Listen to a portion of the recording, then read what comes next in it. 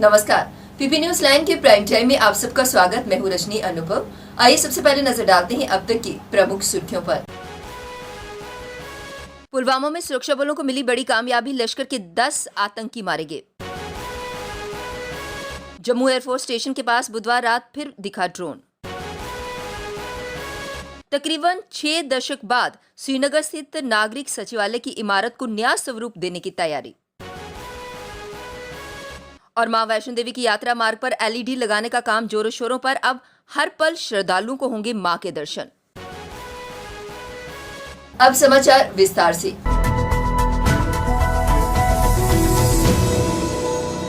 पुलवामा में आतंक के खिलाफ सुरक्षा बलों को एक के बाद एक बड़ी सफलता मिल रही है। इस महीने जिले में लश्कर के 10 बड़े आतंकियों को मार गिराया गया, जिससे पाकिस्तान में बैठे आतंकी संगठन लश्कर-ए-तैयबा के आकाओं की कमर टूट गई है। पहले ऑपरेशन में इस संगठन के 5 आतंकियों को ढेर किया गया था। उसके बाद एक और ऑपरेशन में इस संगठन से ताल्लुक रखने वाले 2 और आतंकियों को मारा गया। बुधवार के ऑपरेशन में लश्कर के ही टॉप कमांडर समेत 3 आतंकियों को मार गिराया गया। इससे साफ लगता है कि सुरक्षा बल इस संगठन की सफाई में जुट गए हैं। कश्मीर में खात्मे की कगार पर पहुंच चुके आतंकी संगठन अब जम्मू संभाग को निशाना बनाने की साजिशें रच रहे हैं। इसके लिए सीमा पार से ड्रोन का सहारा लिया जा रहा है। जम्मू में एक बार फिर से ड्रोन दिखाई दिया है।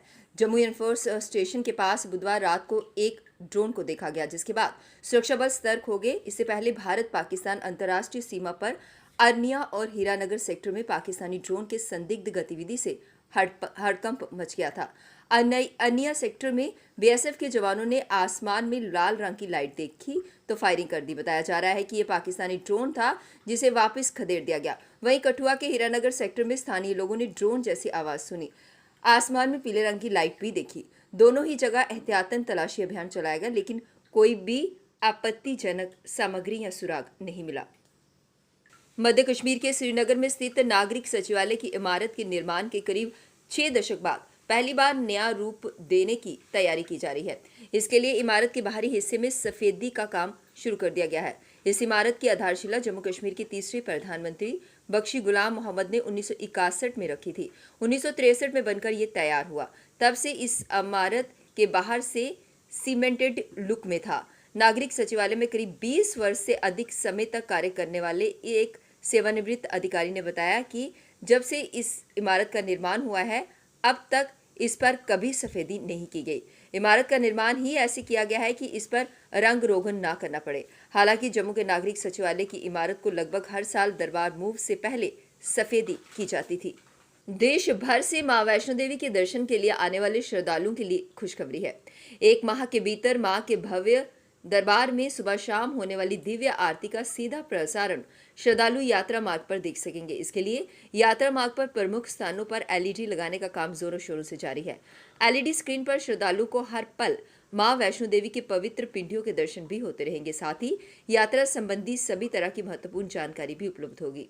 श्रद्धालुओं की सुविधा के लिए श्री माता वैष्णो देवी श्राइन बोर्ड की ओर से 5 बाई 7 फीट की विशाल एलईडी स्क्रीन मां वैष्णो देवी के प्रवेश द्वार, दर्शनी ड्योढ़ी ने ताराकोट मार्ग के प्रवेश द्वार, ताराकोट लंगर परिसर, अर्धकुंवारी मंदिर, भैरव घाटी, सांझी छत आदि स्थानों पर लगाई जा रही है। इस महत्वपूर्ण परियोजना का डिजाइन आईआईटी जम्मू ने तैयार किया है।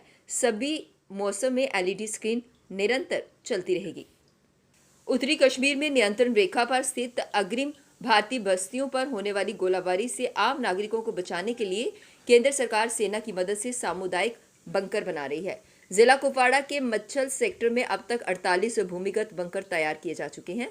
25 फरवरी 2021 के बाद से बेशक एलओसी शांत है, लेकिन उससे पहले अक्सर होने वाली गोलाबारी से कई लोगों की जानें गई हैं, कई दिव्यांग भी हुए हैं। हमारे अंदर सुरक्षा और विश्वास की नई भावना पैदा हुई है। जब ये बंकर नहीं थे, तब हम लोगों को पाकिस्तानी गोलाबारी के समय कई दिक्कतों का सामना करना पड़ता था। अब गोलाबारी बंद हुए 5 महीने बीतने को हैं, लेकिन पाक सेना पर कब जंगबंदी तोड़ दे यहाँ कोई नहीं बता सकता। इन बंकरों ने हमें हौसला दिया है। इसके लिए हम प्रधानमंत्री नरेंद्र मोदी और उपराज्यपाल मनोज सिन्हा के बड़े आभारी हैं। जम्मू वायुसेना स्टेशन पर देश के पहले ड्रोन हमले के बाद बुधवार को chief of defence staff general Vipin Rawat देर शाम जम्मू पहुंचे। उन्होंने आज सेना के उच्च अधिकारियों से बैठक की। इसमें वायुसेना के अफसर भी शामिल हुए। बैठक में पाकिस्तान द्वारा वायुसेना स्टेशन पर हुए हमले और लगातार ड्रोन हमलों को लेकर महत्वपूर्ण फैसला लिया गया। साथ ही भारतीय सेना को मजबूत करने के लिए कुछ नया ढांचा देने पर भी बात हुई। सूत्रों का यही कहना है कि वह सेना समेत तमाम सुरक्षा एजेंसियों के अधिकारियों से बात करेंगे और भविष्य में ड्रोन हमलों से निपटने के लिए सुझाव लेंगे। इससे पहले CISF, NIA, CRPF के चीफ भी जम्मू वायुसेना स्टेशन का दौरा कर चुके हैं। श्रीनगर के गुपकार रोड पर गूंजते भारत माता की जय के नारे और लहराते तिरंगे से हर तरफ देशभक्ति का जोश था। मौका था वर्ष 1971 भारत पाकिस्तान युद्ध के स्वर्णिम विजय वर्ष को लेकर विजय मशाल के स्वागत का। श्रीनगर के बादामी बाग में विजय मशाल का भव्य स्वागत किया गया। सम्मान में कई जगहों पर कार्यक्रम भी हुए। स्थानीय वासियों, छात्र छात्राओं ने विजय मशाल के सम्मान में कार्यक्रम आयोजित किए। कार्यक्रम में तिरंगा लहराकर नारे भी बुलंद किए गए। सेना की स्वर्णिम विजय मशाल बुधवार को सोमनाथ द्वार से बादामी बाग स्थित सेना के 15 कोर मुख्यालय पहुंची। सैनिक, उनके स्वजन, डिफेंस सिविल स्टाफ के सदस्यों ने तिरंगे लहराए। इसके बाद रैली की शक्ल में विजय मशाल को गुपकार रोड की ओर ले जाया गया। विक्ट्री रन कार्यक्रम में श्रीनगर के कई निवासियों, विद्यार्थियों के साथ व्हाइट ग्लोव व कश्मीर सड़क सुरक्षा संगठन के करीब 100 कार्यकर्ता भी शामिल हुए। पीपल्स डेमोक्रेटिक पार्टी के अध्यक्ष और पूर्व मुख्यमंत्री महबूबा मुफ्ती की मां गुलशन नजीर बुधवार को प्रवर्तन निदेशालय के समक्ष पूछताछ के लिए हाजिर नहीं हुई। उन्हें सुबह 11 बजे ईडी के स्थानीय कार्यालय में पहुंचना था। उनके पारिवारिक सूत्रों की माने तो गुलशन नजीर ने ईडी को एक पत्र लिखकर पूरे मामले की जानकारी दी थी, जिसके संदर्भ में उन्हें पूछताछ के लिए बुलाया गया था। ईडी ने इस पत्र का कोई जवाब नहीं दिया। आपको बता दें कि इससे पहले प्रवर्तन निदेशालय ने 15 अप्रैल को भी महबूबा मुफ्ती की मां को पूछताछ के लिए बुलाया था। उस समय घर पर क्वारंटीन होने के कारण वह पूछताछ के लिए हाजिर नहीं हुई थी। इसके बाद कोविड-19 की दूसरी लहर तेज होने से उपजे हालात में ये पूछताछ स्थगित कर दी गई थी। महबूबा मुफ्ती से भी इसी मामले में 25 अप्रैल को प्रवर्तन निदेशालय के अधिकारियों ने 5.5 घंटे तक पूछताछ की थी। अब वक्त हो चला एक ब्रेक का, मिलते हैं ब्रेक के बाद। मजबूती की पहचान ACC cement, Messrs Bishandas Jaswal and sons, authorised stockist, ACC cement, 45 transport Nagar, Jammu. Break के बाद बढ़ते हैं अगली खबर की तरफ। एस्कॉम्स एम्प्लॉयज वेलफेयर एसोसिएशन के जनरल सेक्रेटरी सचिन वाली की अध्यक्षता में विरोध प्रदर्शन किया गया। उनकी मांग ये थी कि उनको सरकार की तरफ से सिर्फ आश्वासन ही दिया जाता है, पर अभी तक उनके लिए कुछ नहीं किया गया। उन्होंने कहा था कि प्रमोशन पॉलिसी बनेगी, लेकिन अभी तक नहीं बनी। सीनियर एम्प्लॉयज को स्पेशल हाइक दी जाएगी, लेकिन अभी तक नहीं दी गई। इसको लगभग पूरे 2 साल हो चुके हैं, लेकिन अभी तक कुछ भी नहीं हुआ। इसी को लेकर उन्होंने धरना प्रदर्शन किया और कहा कि जब तक उनकी मांगे पूरी नहीं होंगी, वे अपना प्रदर्शन यूं ही जारी रखेंगे।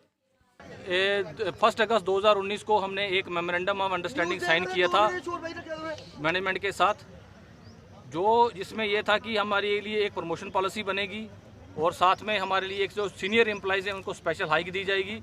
लेकिन आज 2 साल बीतने के बाद भी मैनेजमेंट ने सिर्फ हमारे साथ झूठे वादे ही किए हैं और थक हार के हमने इस रास्ते को अपनाया है।